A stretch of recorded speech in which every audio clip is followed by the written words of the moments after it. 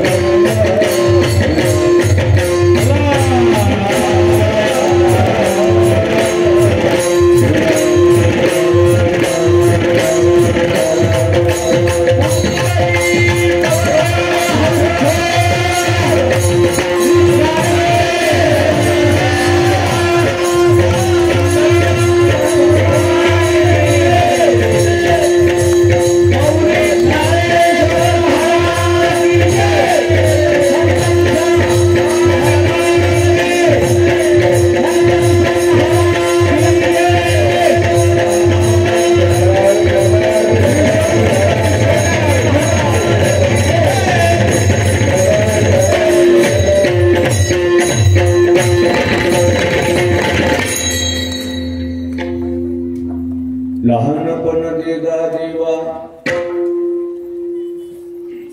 मुंगी साखरेचा रवा ऐरावत रत्न थोर त्याशी अंकुशाचा मार जया अंगी मोठेपण तया यातना कठीण लहानपण देगा देवा मुंगी साखरेचा रवा तुका म्हणे जाण व्हावे लहाना होणे लहान लहानपण देगा देवा मुंगी साखरेचा रवा विठ्ठला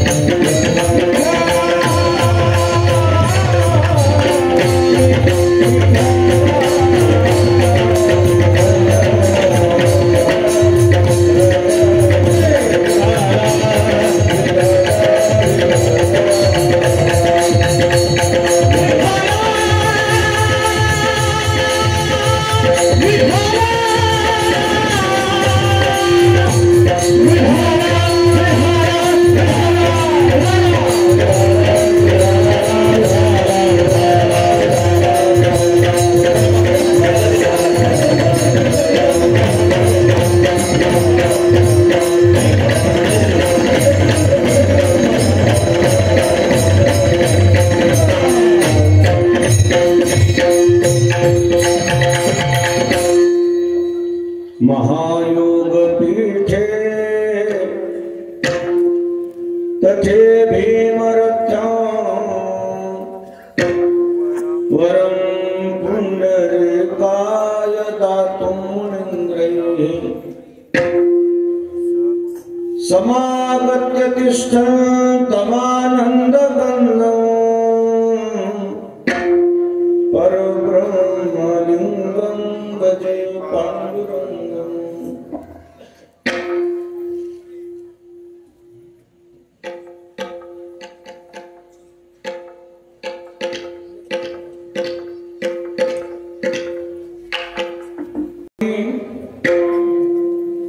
रम्य सिंहासनस्थं पदाम्भोज्य तेजस्फुरिति प्रदेशं विदिन्द्रादिदेवैः सदा स्तूयमानं समाधिस्थमूर्तिं भजे ज्ञानदेवम्। महान संत किसन महाराज मंदिर कावी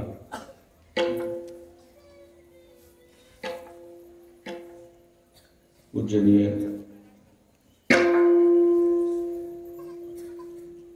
अवधूत गुरुजी संक्राळकर यांच्या आशीर्वादाने सुरू असलेला हा शिव महापुराण कथा सोहळा ग्रंथराज ज्ञानेश्वरी पारायण जगद्गुरु तुकोबाराय गाथा भजन सोहळा अरे भक्तिपरायण संदीप भाईजी श्री भाई श्री शर्मा यांच्या मुखातून कथा ऐकली। या प्रसंगी उपस्थित व्यासपीठावरील सर्व संत महंत आदरणीय महाराज मंडळी, भजनी मंडळी, गुणीजन मंडळी, श्रोती मंडळी, माता भगिनी, नवयुवक, छोटे छोटे बालक सर्वांच्या समोर कुलगुरू करणार सद्गुरू मोतीराम महाराजांच्या मोठ्या महाराजांच्या आशीर्वादाने सर्वजण मिळून बाबाजींची सेवा करू. विठाला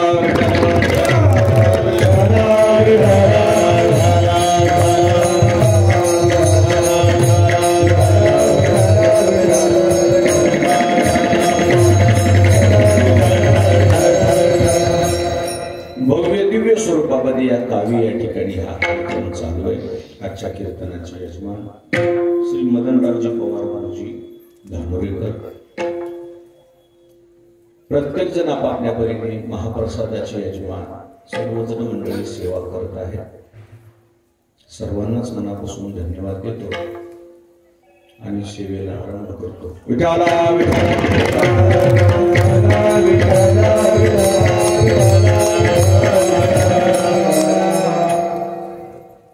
सेवेकरता घेतलेल्या अभंगामध्ये जगद्गुरू तुकाराम महाराजांनी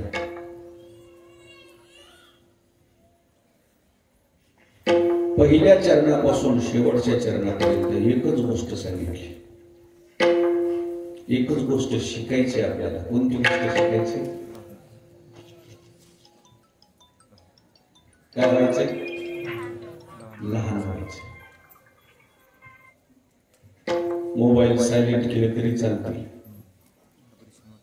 आतापासून पुढे मी 1 तास बोलणार आहे. अर्धा तास गेला भजनामध्ये, 1 तास बोलणार. इथून पुढे 1 तास सायलेंट मोबाईल ठेवले तर चांगलं राहील. फक्त त्याचा स्वर आमच्या कानावर येणार नाही. संतांच्या दारामध्ये येऊन थोडा अजून इको कमीच पाहिजे मला.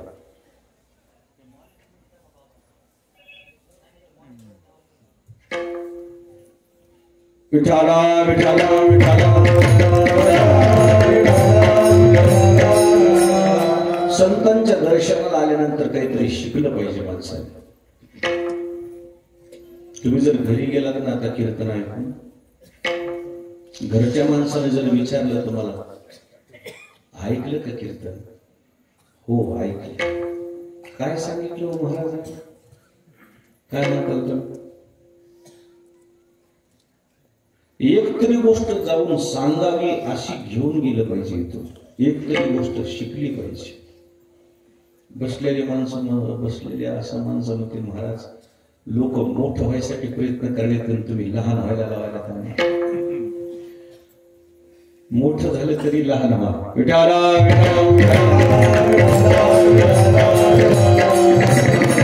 आता लोकांचे स्वप्न आहेत लहान व्हायचे का मोठे व्हायचे?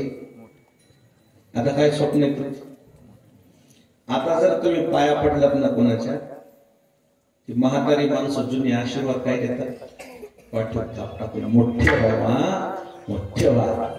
काय आशीर्वाद देते? कोणाचा तरी फोन यायला सायलेंट करा नाही तर बंद करा. त्याचं काही नाही. नवीन जुन्या माणसाला कळत नाही. झालं का कीर्तन सुरू म्हणून येत असतील दुसरे काय? विठाला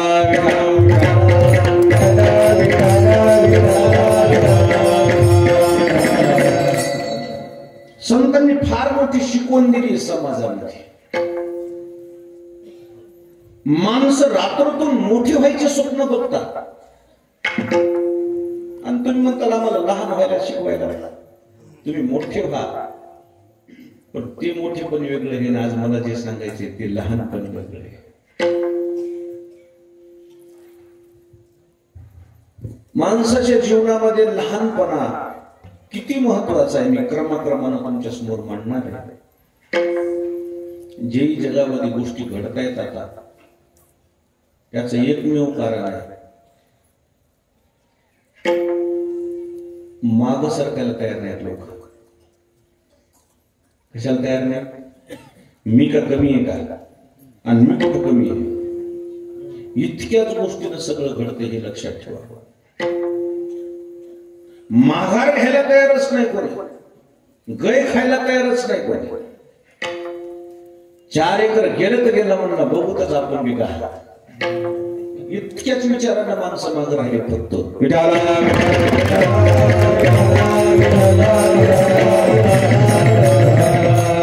आता सध्या जगण्याचं एक स्टाईल निघाली त्याला इंग्लिश मध्ये ऍटिट्यूड म्हणतात. सध्या जगण्यामध्ये काय आहे माणसाच्या प्रत्येकाच्या ऍटिट्यूड आहे. त्याला अजून एक इंग्लिश मध्ये शब्द युगो.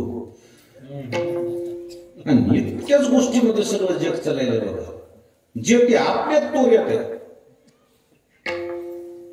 काय की काय नाही. मोटरसायकलवाल्यानं 4 व्हीलरला साईड द्यावं का नाही. मोटरसायकलला मॅटिंग खेळायला जिंतूर पासून इथवर खेळलं. खेळ बाबा म्हणलं तूच मोठा होय. काय करा मोटरसायकलवर 2च चाक आहेत का त्याला 4 आहेत. थोडे छोटासा खडा आला ना असा खडा गोळा करावा लागते मोटरसायकल. इतकं युगो इतकं ऍटिट्यूड कशामुळे लोकांच्या लक्षातच येईल ना माझ्या.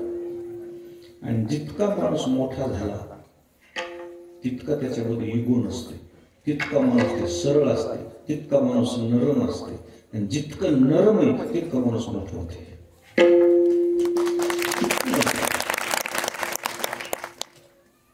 पितळ वागत नाही का सोनं वागत नाही. बर तसं नाही समजणं. पितळ वागते का सोनं वागते तसं समजणं. ज्याच्यामध्ये मिसळ आहे ज्याच्यात बट्टा आहे ते सोनं नरम का बिना बट्ट्याचं नरम. बिना बट्ट्याचं असं करकन वागते. आणि ज्याच्यात बट्टा आहे का तांबन हेन तेन दुसरं घातलेलं दुसरं काहीतरी म्हणतात त्याला मला माहित नाही ते कडक राहत. म्हणजे जितकं ओरिजिनल तितकं नरम.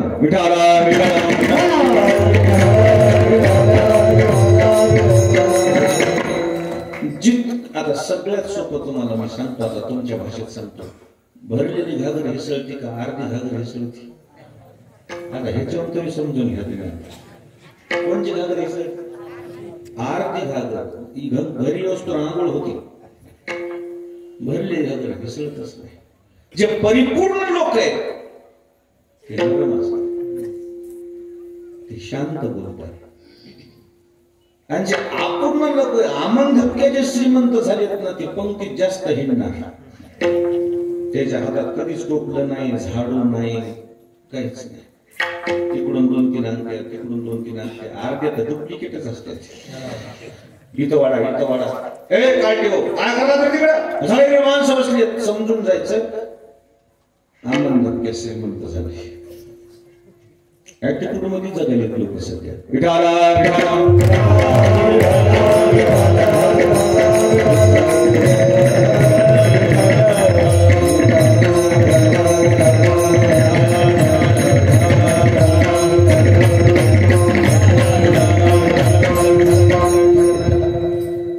हिंदी मधलं लय चांगली शब्द आहे पण आठवच ना मला.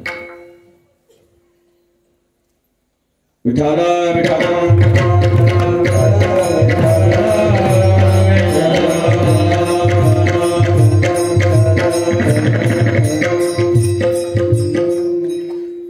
चला अर्ध सांगतो अर्ध आठवता. तुम्हारा लहजा बता रहा है तुम्हारी दौलत नहीं नहीं है. शेवटचा तुकडा अलीकडचे एक राहिला येते का तुम्हाला. आता मला चाललं तुम्हाला कळायला नाही. जो खानदानी रईस है वो मिजाज रखते हैं नरम अपना. तुम्हारा लहजा बता रहा है तुम्हारी दौलत नहीं नहीं है. नहीं समझलं अजून समज. जो खानदानी रईस है वो मिजाज रखते हैं नरम अपना. तुम्हारा लहजा बता रहा है तुम्हारी दौलत नहीं नहीं. नहीं समझलं की नाही तुम्हाला. जो खानदानी रईस है वो मिजाज रखते हैं नरम अपना. तुम्हारा लहजा बता रहा है तुम्हारी दौलत नाही. जे खानदानी श्रीमंत लोक असते ते सरळ सोपं शांत हळून बोलणार. आमन धपक्या श्रीमंत झालेला माणूस कसं बोलतो? उजळलं का नाही? त्याचं ते ऍटिट्यूड, त्याचं चलणं, त्याचं बोलणं, या इगो मध्ये माणसं एवढे मार खाल्ले कधी माग आले समजच नव्हतं. विठाला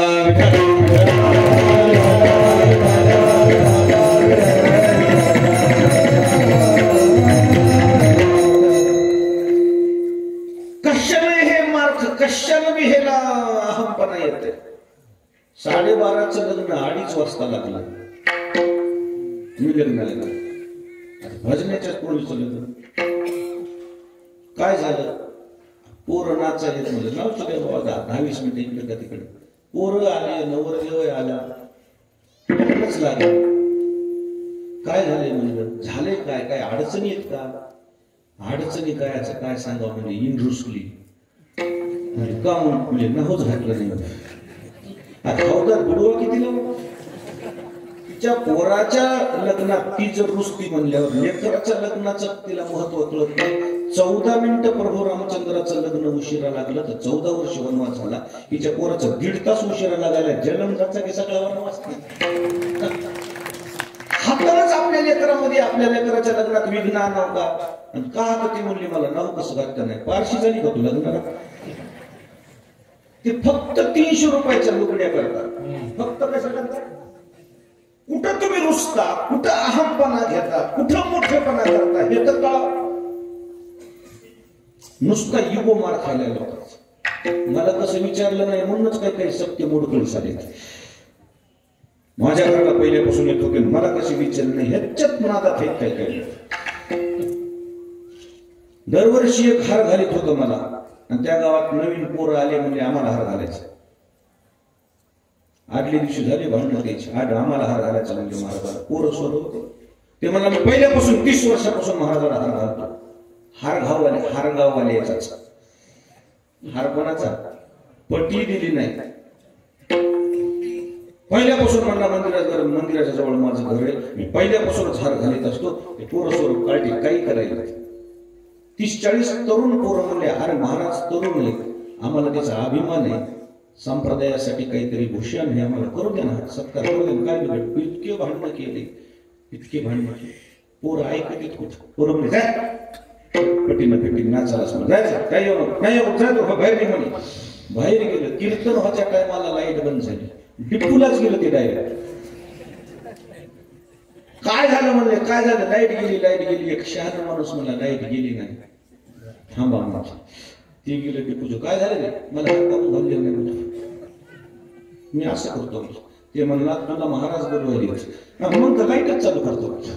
लगेच लाईट चालू केलं. मला त्या पोरानं घेतलेला हार, तेच हार त्याच्या गळ्यात घातला. आता जमलं म्हणलं महाराज लाईटच जाऊ शकत नाही. म्हणजे लाईट घालणारच तू होईस.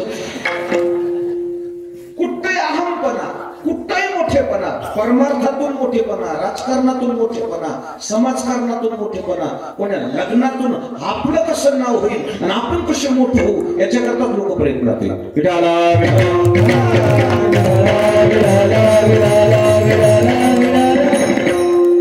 कुठेही क्रेडिट घेण्यासाठीच लोक पुढे. मातीला गेलं तरी आपलं कसं नाव होईल म्हणून पुढी सगळीकडे ते छेडायला लोक पाहुणा नाही मोठा दिसायला. मोठा नाही, पचपच करायला याचा मोठा. कुठेही क्रेडिट साठीच प्रयत्न चालू. कुठं मोठेपणा करा, तुम्ही किती मोठे. कुपाटी करते, कुपाटी कळते. कुपाटी किती उंच आहे? साधारण 5 फूट. त्या कुपाटी एक सरडा बसला होता आणि कुपाटी म्हणजे रस्त्याच्या कडेलाच असते. येणाऱ्या जाणाऱ्या माणसाला असं लागला सरड्या कोणी जाऊ लागला, कोणाला गास्ट त्याला कुपाटी जवळ ज्ञानेश्वर महाराज गेले. ज्ञानेश्वर महाराजाला असं केलं. ज्ञानेश्वर महाराज म्हणजे तुझ्या मनात का? मनात म्हणजे किती उंच आलो बघा म्हणला. तुझ्या मनात किती उंच गेलास, किती उंच गेला म्हणजे स्वर्गापेक्षा फिका आहे मला, स्वर्गापेक्षा मी उंच आलो. काय काय मातलिया सरडा पुढे ती बुड पुढे ती शेंडा मान स्वर्ग. हा तिथंच बरोबर आहे, तिथंच बरोबर आहे. काट्यावरील सरडा स्वर्ग ही तिची मानी. स्वर्ग कुठं, कुपाटी कुठं, आणि त्या कुपाटीवर आल्या गेल्या माणसाला असं करायला काय समजायला म्हणला मी का लहान आहे का, किती उंच आलो असंच करायला.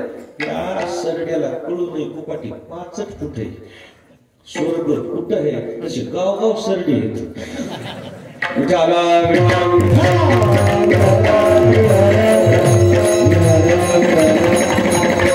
तुम्ही किती मोठे झाला, तुम्हाला कोण ओळखतंय? जरा जिंतुरात जाऊन बघा ना तुमची काय ओळख आहे.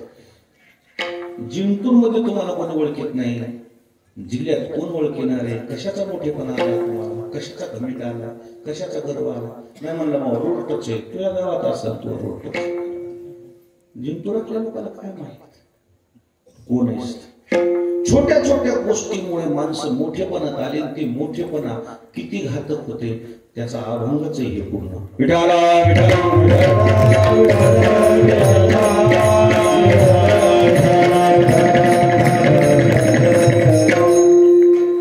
जेवढा मोठेपणा येईल तेवढा घातक आहे. काय? जेवढं मोठेपणा आलं तेवढं घातक. नदी आहे का जवळ एखादी? वडा आहे का वडा? वड्याला पानगवत आहे का? पानगवत तळ्याच्या काठीवर जाऊन बघा काय असते, पान असते. पान झोपड्यावर टाकतो ना आपण, कोणचं पान. पुरा आलं पूर, त्या पुरामध्ये, त्या पुराच्या पाण्याच्या वेगामध्ये पान मोडून पडते का झाडं मोडून पडतात? महापूर आलाय आणि त्या महापुरामध्ये त्या पान गवताला काही होत नाही, ते झुकते. महापूर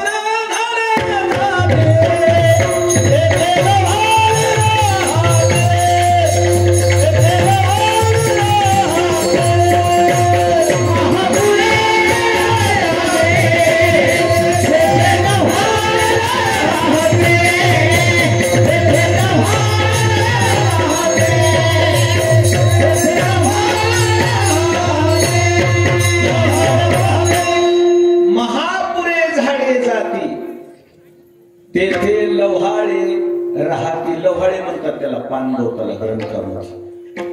झाडाचे झाड मोडून पडतात, भडाभड मोठ्याने लाकडं वाहून जातात. पण ते पान गवत पूर आले की झुकते आणि पूर गेले की पुन्हा उभा राहते. याचं कारण काय? त्याने लहानपणा घेतलं आहे. झाड म्हणलं मी वाकत नाही, पाणी म्हणलं मी असे लई मोडून पडित असतो.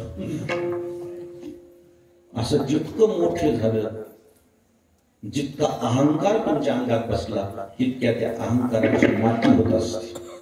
म्हणून जेवढं लहान होता येईल तेवढं चांगलं. कोणत्याही क्षेत्रामध्ये जातात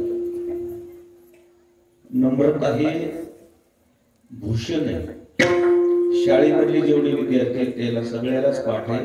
एकच सुविचार सगळ्या विद्यार्थ्याला पाठ असते. आणि कोण्या शाळेमध्ये तेच लिहिलेलं असते, विद्या विनयन शोभते. विद्या कशाला शोभते? विनय शब्दाचा अर्थ आहे नम्रता.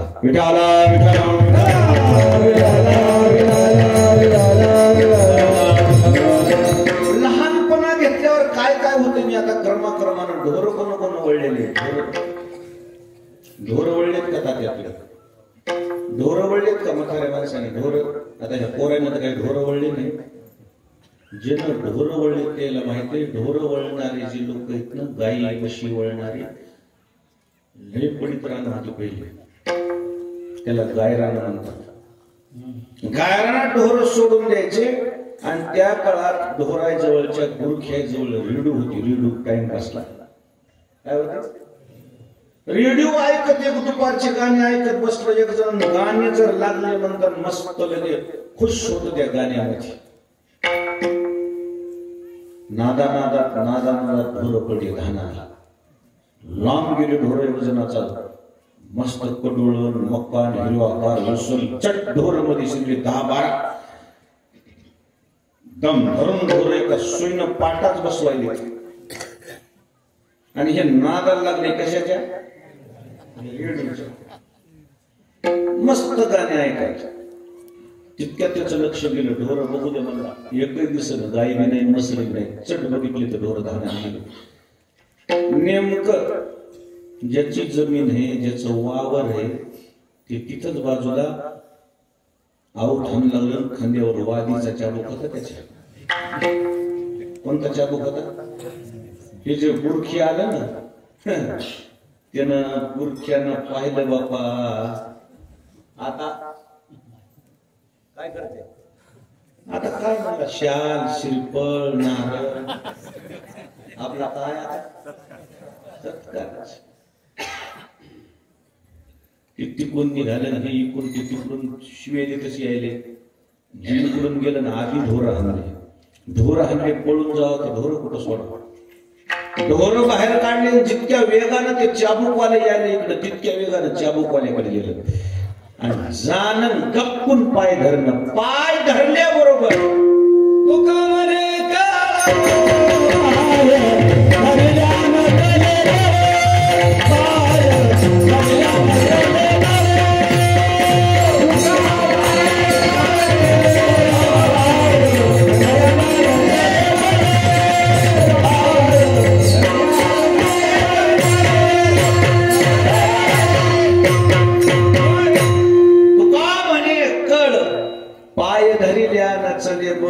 आले ते चाबूक घेऊन 2-4 शिव्या दिल्या त्यानं हिचे पळतच गेलं दादा येऊ नये आले पाया पडतो म्हणून पायाच पडलं चाबूक मारल्यावरून आणि जर त्यानं तिकडून म्हणलं अक्कल नाही का बेखोबा ढोर घाला हो म्हणता घातले काय करायचं ते कर म्हणला काय करत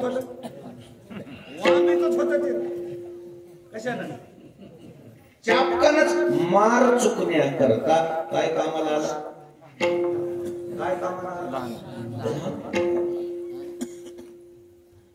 व्यवहार जर तुमचा लहानपणानं धकत असेल परमार्थ होणार नाही व्यवहारात तुम्हाला कुठं अडचण येत नाही फक्त काय घ्यायचं जेवढे काम हात जोडून होते तेवढे काम हात उभारून होत नाही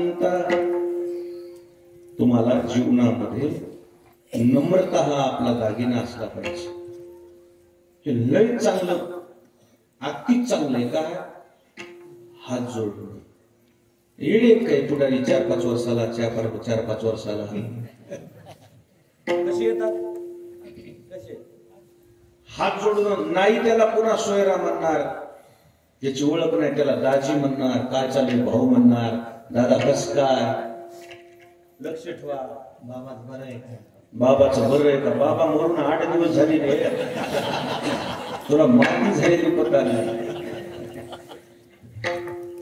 अरे हे लोक वेडे नाही खरं सांगतो तुम्हाला काही माणसं निवडूनच आले फक्त हात जोडूनच कोणाला हात उगारलाच नाही ते कोणाला तोंडातून शिवीच काढली नाही पैसे बी जास्त लागले नाही त्याला कोणाच्या मातीला हजर कोणाच्या लग्नाला हजर कोणी सप्त्याला हजर कुठे आखाड्या हुरडा जरी केला तर हजर काही नाही तयार काय चालेल यावं लागतं साहेब आलोच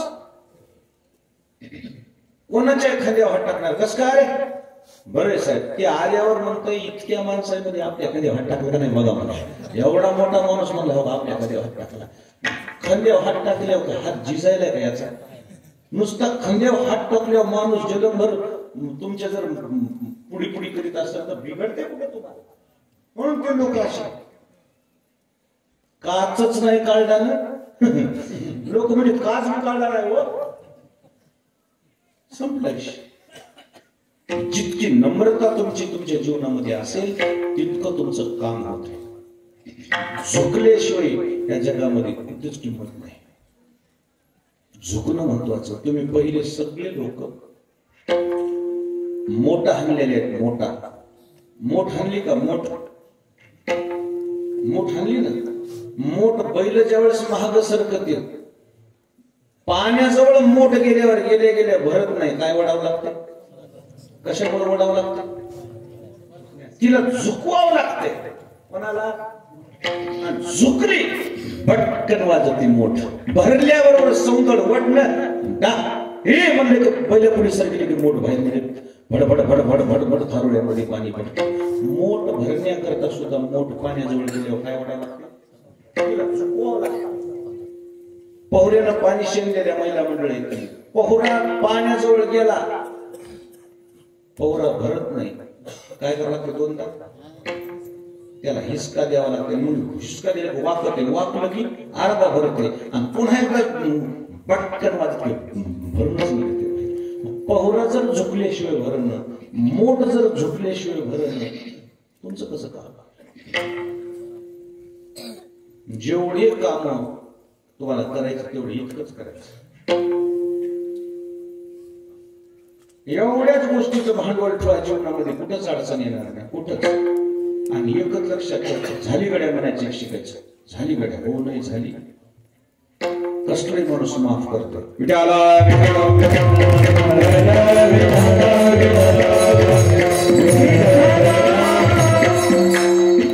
सध्या जेवढ्या केसेस आहेत ना परभणीच्या कोर्टात, फक्त ऍटिट्यूडच्याच केसेस आहेत. फक्त अभिमानाचाच केस आहे. ते ना आपल्यावर केस केले ना आपण बी त्याच्यावर केस करायचे. कारण काय? कारण उगं लहान लेकरातलं भांडण मोठं झाले. भांडणाला लई तथ्य नाही. मला वरीसभर मग कीर्तन बंद करा तुम्ही, आणि वरीसभर माझ्याजवळ ते न्यायालयाचे माणसं द्या, माझ्याजवळ 4-5-10 पोलिस द्या, आणि गावगाव मला फक्त भांडणं मिटवायला. आरती भांडणं तुम्ही येरीच मिटतो एकच. कीर्तनच नको, वरीसभर मला इकडे हिंदू द्या. कारण भांडणामध्ये काही लई तथ्य नाही. भांडणं कशी येत नाहीत का? एक शब्द बोलू का राग यायचा नाही. तुमच्या भांडणाच्या नादात, तुमच्या मोठेपणाच्या नादात अनेक पोरी, अनेक लेकीचं नान्न मोडले. फक्त तुमचा मोठेपणा नडलाय. कारणच काय नाही. का पोरीला विचारलं, 12 वर्ष नांद्याला गेले नव्हतं, म्हणून खरं सांग अडचण काय? काहीच नाही अडचण. म्हणली उगं काहीतरी थोडीशी काहीतरी कुरबुर झाली, त्यानं मला आणून घातलं, आणि हे म्हणले न्यायला आले तरच पाठवायचे, आणि ते म्हणते की आणून घातल्याशिवाय नांदवायची. कारण काय? कारण काहीच नव्हतं, उगं शुल्लक म्हणते.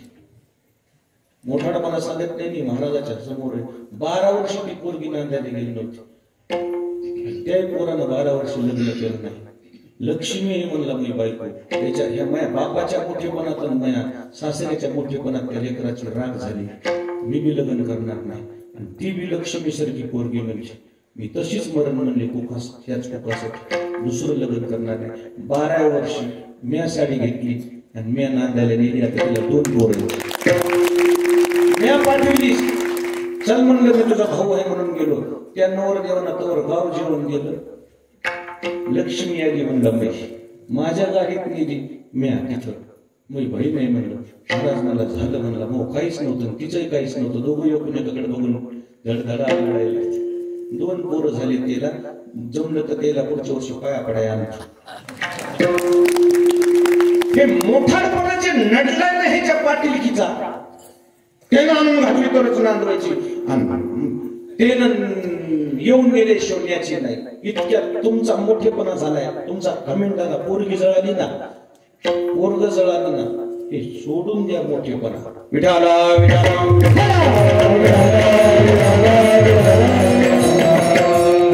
राग व्हायली फक्त मोठेपणामुळे. काय व्हायला? राग व्हायला. किती लोकांना मोठेपणा द्यावा. महाराज लोक सुद्धा कदरले मोठेपणा देऊन देऊ. पुढाऱ्याला तर द्यावाच लागलाय कोणाला बी. आम्हाला सुद्धा मोठेपणा देऊन देऊन कटाळा आला. किती लोकांना मोठेपणा द्यावा आम्ही तरी. काय सगळं ध्यानात राहते का आमच्या सतरंगावर हिंडायचे का मला कोणाला महाराजाची तारीख पुढच्या वर्षी कॅन्सल म्हणून लागेल असेल का मो नावच घेतलं नाही मला झाले कॅन्सल कॅन्सल तर कॅन्सल दुसऱ्या गावाला जातो इतकं काय नाही म्हणलं कॅन्सल कशामुळे झाली ते म्हणला फलंदाच तुम्ही नाव घेतले नाही मनी मनशीच नाही ते झालं म्हणला तुमचं ते त्याच्याशिवाय होतच नाही म्हणलं तसं मला नेहमीच ना तुम्ही देवाचं संताचं नाव घेऊन हिंडत नाही निघालेला आहे घराच्या बाहेर तुमचं नाव घेण्यासाठी बाहेर निघालेलं नाही छोट्या छोट्या गोष्टींना अभिमान छोट्या छोट्या गोष्टींना अहंकार छोट्या छोट्या गोष्टीच्या मनामध्ये खेद असंच पाहिजे होतं तसंच पाहिजे होतं कारणच काही नाही कशाचा बी मोठेपणा आहे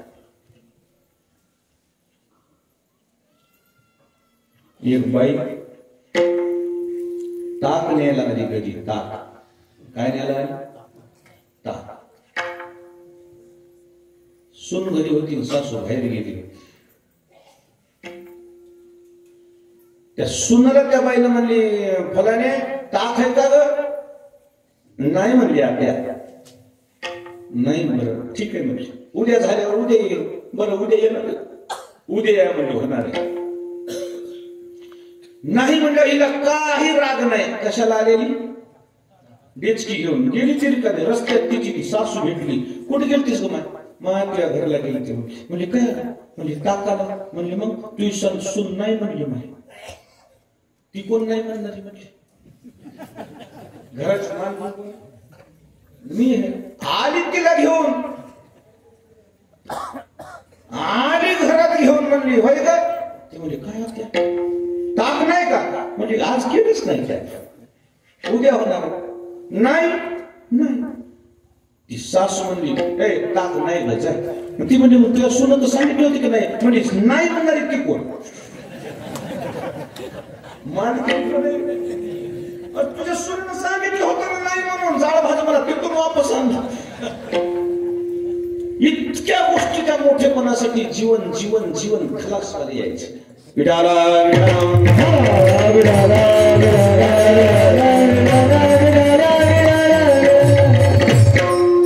अहमपणा अभिमान अहंकार ऍटिट्यूड इतक्याच गोष्टीमध्ये चालते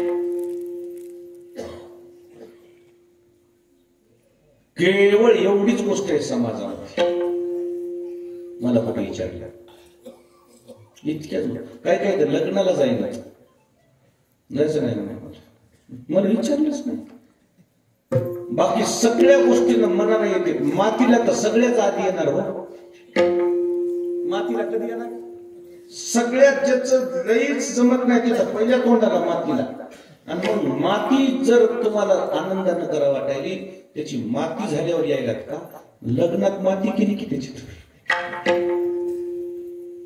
ज्याचं लग्न झालंय का मुलगी निघाल्यावर रडायला रडते ना ते बाप मुलगी निघाल्यावर ते लेकरू काय काय वनवासाला चाललेला असते काय ती मुलगी निघाल्यावर रडतच नाही मग लग्नामुळे मला किती त्रास झालाय माझ्या जीवाला ठाव आहे ग माय म्हणून रडते दुसरं कारणच नाही ही आपली भावकी बाकी कुठंच अडचणीत आणत नाही त्याला कुठं अडचणीत आणते फक्त लग्नात आता कसं गवचलंय म्हणते नीटच करतो त्याची आपली पाया पडून पडून त्याचं नख झिजून जाते मान पाठ वाकून जाते त्याच्या पाया पड आणि कशामुळे सळवी टाकतो कशामुळे अडचण मला विचार किती लोकांनी विचारावं केलं तरी केवळ अहंकार केवळ अभिमान आणि परमार्थामध्ये हे लहान मोठेपणा इतका घातक आहे तिळ मात्र जरी अभिमान झाला तरी देवाला सण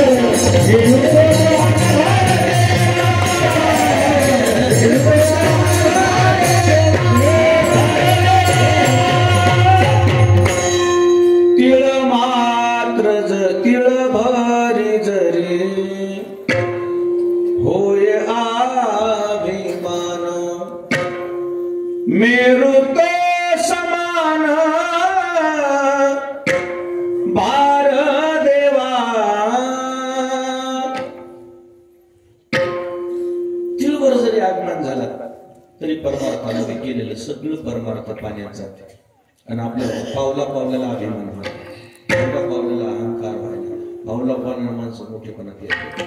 म्हणजे सगळं मोठेपणा घातक आहे. आणि म्हणून आज या अभंगामध्ये महाराजांनी आपल्याला सावधानतेचा इशारा दिलाय. कशाचा मोठेपणा आहे हाय काय आपल्याला? किती मोठे माणसं मोठी असते जवळ गेल्यावरच कळतात, लांबून कशी कळतात. यावर्षी भारतातली काही मोठी माणसं त्यांचं निधन झालं. त्यांचं खूप काम मोठं होतं. त्यांच्या कामाची ती गेल्यावर नोंद लोकांच्या ध्यानात आली. ज्यांना काही घेणं देणं नाही त्यानं त्याच्या नावानं स्टेटस ठेवलं, त्याचं नाव रतन टाटा. रस्त्यानं जर ते उभे राहिले तर ते म्हणते 20 मिनिटं जर मी एका कोण्या रस्त्यावर उभं राहिलो, 20 मिनिटात एक तरी वाहन माझ्या नावाचं दिसावं असा माझा पण आहे. कोणत्या रस्त्याला उभा आता तुम्ही राहा, 20 मिनिटात तुम्हाला एक तरी वाहन दिसते, त्याच्यावर काय नाव आहे? टाटा. इतका मोठा माणूस, इतका मोठा माणूस. पुण्याला ज्यावेळेस कंपनीत आले, हेलिकॉप्टरनं आले, एक कर्मचारी म्हणला सर फोटो काढायचा आहे आमचा सगळ्या स्टाफ सोबत येते. आता आम्ही रिटायर होणार आहे 8 दिवसात. असं फोटो काढायचा आहे काय? सगळे उभा राहा. त्याला वाटलं आमच्या बरोबरला येऊन उभा राहतील. कौतुक सांगतो तुम्हाला, सगळे उभा राहिले आणि रतन टाटा जमिनीवर बसले मांडी घालून. सगळे कर्मचारी डोळ्यात पाणी खेळू लागलं. सर सर नाही म्हटले, मी मोठा आहे असं मला वाटतच नाही, आणि जरी मी मोठा असलो तुम्ही माझ्या जीवा मोठा नाही, मी तुमच्या जीवा मोठा आहे. मी आज तुमच्यामुळे मला जमिनीवर बघाय. माझा मोठेपणा माझ्या डोक्यात शिरू नये. माणूस किती जरी मोठा झाला तर त्यानं जमिनीवर राहावं याचं उदाहरण म्हणून मला भोयला बसू द्या.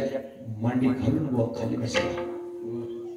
समजून घ्या, जितके मोठे व्हाल तितके जमिनीवर राहा. विठाला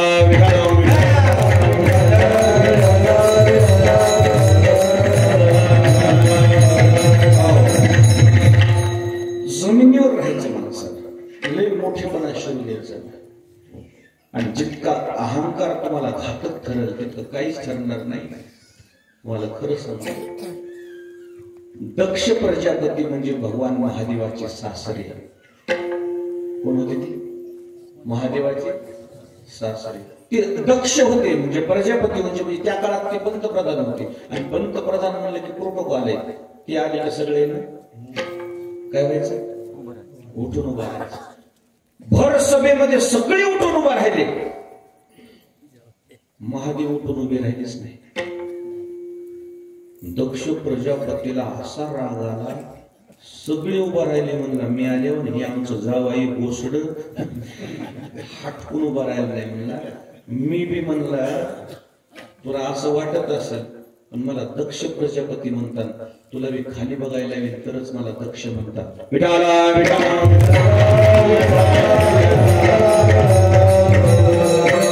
त्या दक्ष प्रजापतीनं यज्ञ ठेवला आणि त्या यज्ञामध्ये सगळ्या देवाला आमंत्रण दिलं. फक्त अभिमान म्हणून, घमेंड जिरवायची म्हणून जावायचे कोणाचं. आणि सगळ्या देवाला सांगितलं यज्ञाला येताना सगळ्यांना आपलं आपलं विमान कैलासाहून आणायचं. कैलासाहून कोण्या मार्गे आणायचं? आणि मुद्दाम चहा पिऊन या म्हणजे आमच्या जावायचे. आणि मुद्दाम जावायला टोचून विचारायचं कसं काय तुम्हाला आमंत्रण नाही काय? काय तुमच्या सासऱ्याने यज्ञ ठेवलाय ना, तुम्हाला आमंत्रण नाही? मुद्दाम टोचून या म्हणजे त्याला त्या गोसायनं हटकून अपमान केलाय. खरं सांगतो तुम्हाला, दक्ष प्रजापती ज्यावेळी सभेत आले होते ना, महादेव उठून उभायचे विसरले. कशामुळे माहिती का? महादेवाला समाधी लागली होती. जाणीवपूर्वक अभिमान केलाच नव्हता त्यानं दक्ष प्रजापतीचा, पण दक्ष प्रजापतीला वाटला. फक्त वाटला त्याला, म्हणून त्यानं जावायचा घमेंड जिरविण्याकरता, अभिमान कमी करण्याकरता सगळे देव तिथून यायचे. येता येता महादेवाच्या घरचा चहा पिऊन यायचे आणि हटकून म्हणायचे तुम्हाला बोलेल नाही. अशी कुचळ माणसं राहतात. मुद्दाम तिकडून जाणार आणि पाहुण्याच्या घरी जाता जाता इकडून म्हणणार तुम्ही ये ना तिकडे. नाही जरा ते ना आम्हाला बोललेच नाही. अशा ह्याच्यात काय बोलवायचं? लगन माती अक्षदा टाकून यावं लई कुचल मुद्दाम हटकून त्या जखमेवर काय चोळणार मीठ चोळ भर भर भर भर भर भर भर भर विमान यायले तर तिकडे चालले सती म्हणली विमान कुठं चालले तो महादेव म्हणले जाऊ द्या आपल्याला काय करायचे रोजच विमान जात असतील का सगळं काही विचारच करीत बसायचं तितक्यात देवर्षी नारायण काय साहेब काय याच नाही का मो म्हणला तुमच्या बापानं लय मोठा यज्ञ ठेवला की मग माझ्या बापानं हो तुम्हाला यायचं नाही माझ्या मालकाला सांगितलं नाही म्हणजे थोडस दुःख वाटलं सतीला पण पुन्हा म्हणले मालकाला नाही सांगितलं तर काय हरकत नाही मालकानं नाही येऊ द्या माझ्या बापाचं घर आहे बापाच्या घरी काय आमंत्रणाची वाट बघायची हिला काय माहिती राजकारण खेळले म्हणून बापानं महाराज ही मनानच आली आणि मनानच आल्यावर तिथल्या सगळ्या लोकांना सतीला विचारलं आणि ती राग म्हणजे एक तर माझ्या नवऱ्याचा अपमान आणि माझा अपमान मी इकडे आले तर बापाने मान ठेवला नाही आणि तिकडे गेले तर नवरा म्हणला होता जाऊ नको आता मी काय तोंड घेऊन म्हणून तिनं स्वतः त्या सतीनं अग्नीमध्ये काय केली गोळी टाकली महादेव वाट बघाली माणसं कशी येईल म्हणून कोणी मंडळी एक जणांनी येऊन सांगितलं तुमच्या माणसाची राग झाली कुठून येते महाराज काय राग आला महादेवाला आता का सगळी कथा ते सांगत बसू का तू काय राग आला म्हणले ते कशा करता केलं माझ्या सासऱ्याला महादेवानं डोळे झाकल्यावर सगळंच कळालं तो म्हणजे अभिमान आला दाखवतो म्हणला मला महादेव म्हणते महादेव आले महादेवानं तर काय काय केलं मुडकच छाटलं काय केलं ज्या जावयाचा अहंकार अभिमान जिरे न करता दक्षने यज्ञ केला यज्ञ तर जिकडे तिकडे नाश झाला मुंडकच कापला मुंडक कापल्यावर सगळ्या देवाने विनंती केली महादेवा आवरा जाऊ द्या नेमकं हे चुकलंय अज्ञान नाही खमीट होता म्हणायचं माझा अभिमान कर मला अभिमान माझ्या करता हे नाही हटकून केले म्हणजे माझ्या मनात काहीच नव्हतं म्हणजे कोणी देवाची शिकवण द्यायला मला समाधी लागली होती म्हणून मी उठलो मी हटकून उठलो नव्हतो असं याला वाटलं पण मी तसं नव्हतं माझं पण हे ना हटकून उठल्यामुळे माझं तसं केले शिरच्छेद केल्यावर सगळ्या देवाने विनंती केल्यावर मग ना महादेवाचा राग शांत झाला आणि तिथं जे यज्ञाला आलं होतं बकर त्याच बकऱ्याचं मुंडकं छाटलं दक्ष प्रजापतीला लावलं आणि त्या दक्ष प्रजापतीनं माफी मागितल्यावर बकरं आडलं बे करून म्हणून आताही महादेवाच्या पाया पडाय गेला बे करावं लागते करावं लागते बकरं कसं आलं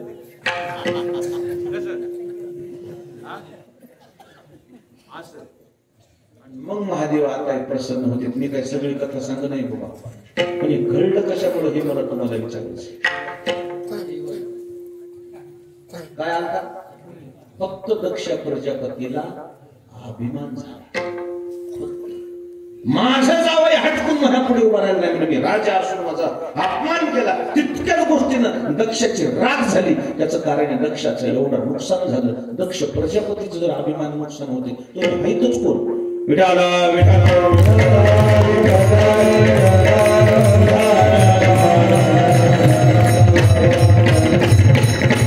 मनात मोठेपणाच येऊ द्यायचं नाही जितका मोठेपणा येईल तितका तुमचा घात होईल कोणाला कशाचा अभिमान आहे तर कोणाला कशाचा अभिमान कोणाला कशाचा अभिमान आहे तर कोणाला कशाचा अभिमान कशाचा मी मोठेपणा आहे लोकायला जरा असं गोर मोठं तोंड असले की बाया म्हणण्यात माझ्यासारखी सुंदरच कोणी नाही वाड्यातल्या बाहेर संघ येऊ देत लग्नाला वाड्यातल्या काही काळ्या सावळ्या वाड्यातल्या बाया चुलत बहिणी तिथं लग्नाला निघाल्यावर ती गोरी पोरगी म्हणे तू येऊ नको आमच्या समोर ओपत नाही तुम्ही मग मी चुलत बहीण असं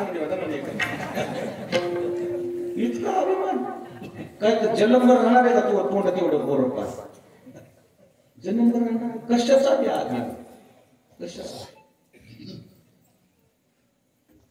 क्रुझर गाड्या केल्या लग्नाला पुढच्या शिटावर बसू द्यायचं असलं तरच येताना नदी येणारच नाही त्याच्यामुळेच लग्नाला आलं नाही तिथंच उतरलं लग्न राहून गेलं का म्हणाला मी महाग बसणारा माणूस आहे का म्हणाला रोज पायालाच जातोस की कोणी गावाला आटोप महाग धरून चलत आहे कुठं बी जातं महाग दोरी वडायच्या आटोट असं खरंच गड्या 2-4 गाड्या आहेत त्याच्याकडं कधीच महाग बसलं नाही असं नाही नाही ना म्हणलं मग मी हाय कोण नवरदेवाचा चुलता आहे ना महाग बसू का म्हणा इतक्याच घमेंडमुळे मला याच नाही उत्तर म्हणला एक जण देवाचं लग्न होणार नाही छोट्या छोट्या गोष्टींना अहमपणा याला त्या अहमपणानं सगळे नाते दूर व्हायचे माणसात माणूस राहिला नाही गावात गाव राहिलं नाही एवढा सगळा सगळ्यालाच व्हायचं कारण फक्त अहमपणा विठाला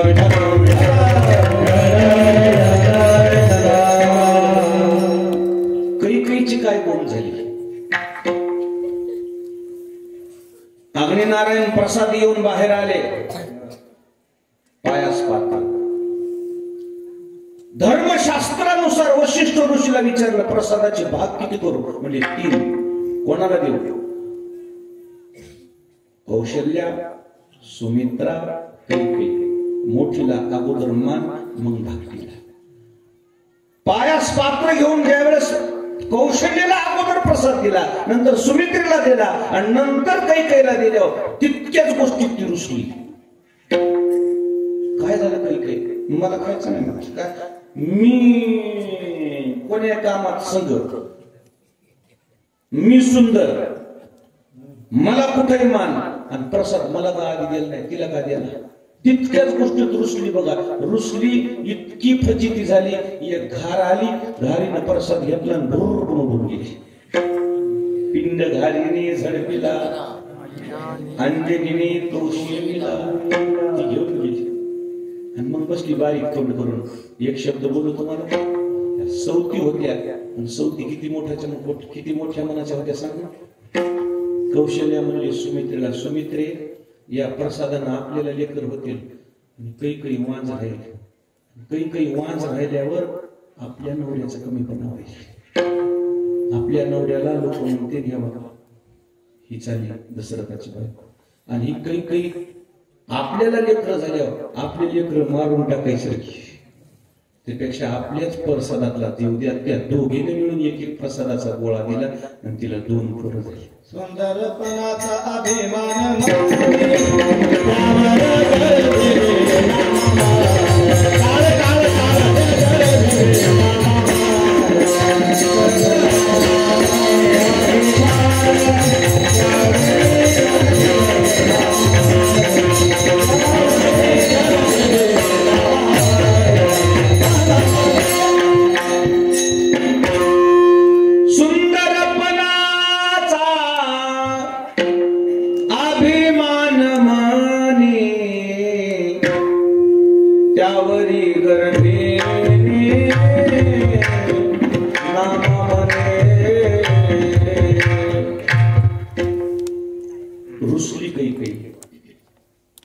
फक्त अहंकार कशाचा आला सुंदर आहे म्हणले मी राजा माया पुढे पुढे करते म्हणजे आता प्रसाद त्याच्या टायमाला तिला मान देतोय का दम खान मी खातच नाही अभिमान कोण्या कामामध्ये मी संघ म्हणजे स्वर्गात गेलता राजा ह्याच्या रथाचा आख मोडलं होतं आख मी धरलं होतं म्हणजे नाही तर तिथंच राजा पटला स्वर्गात मी संघ पाहिजे माझ्यामुळं चिकला म्हणजे आज मला प्रसादाला असं करतो मला मान द्यायचा तर कैकेयीला कौशल्यला मान द्यायला इतक्यातच घमेंट तिचा गर्व तिचा नडला आणि म्हणून आजही कोणी कैकेयी नाव ठेवत नाही कावीमध्ये तरी कैकेयी नाव कोण ठेवले का कैकेयी नाव ठेवले का कौशाबाई आहे का कौशाबाई कमी आहेत का भरपूर आणि कैकेयी आहे का ह्या गुणानं काही नाव न ठेवायचं काय कारण आहे घमेंड नटलंय फक्त तिला कुठे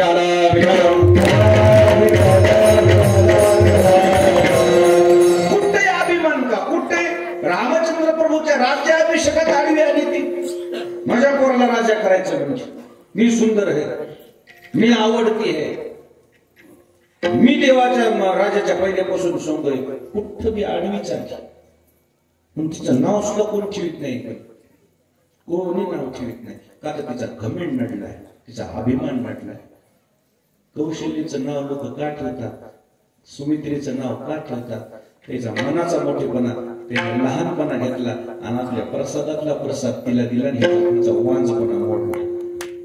हे लहानपणा. जितका तुम्ही लहान व्हाल, जितका तुम्ही लहानपणा घ्याल, तितके मोठे होतात तुम्ही. एक शब्द बोलू का तुम्हाला?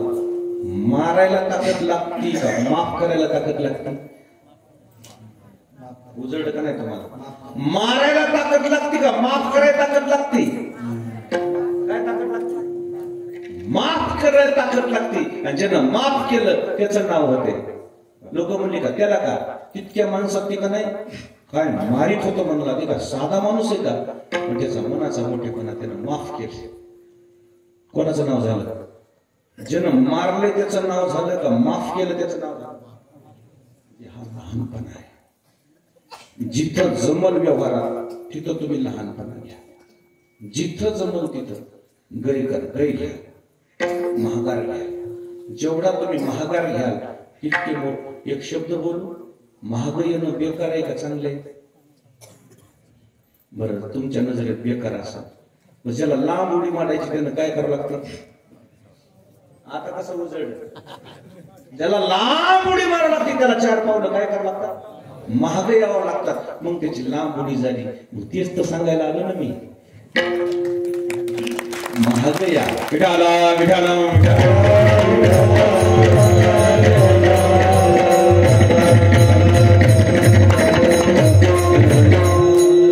लहानपणा चांगला आहे, कमीपणा नाही येतो. कधी चांगला आहे. आणि म्हणून जगद्गुरु तुकोबाराने आज या समाजाला सावधानतेचा इशारा दिलाय. समाजामध्ये ज्याला सुखानं जगायचे त्यांना लहानपणा घ्यायचं.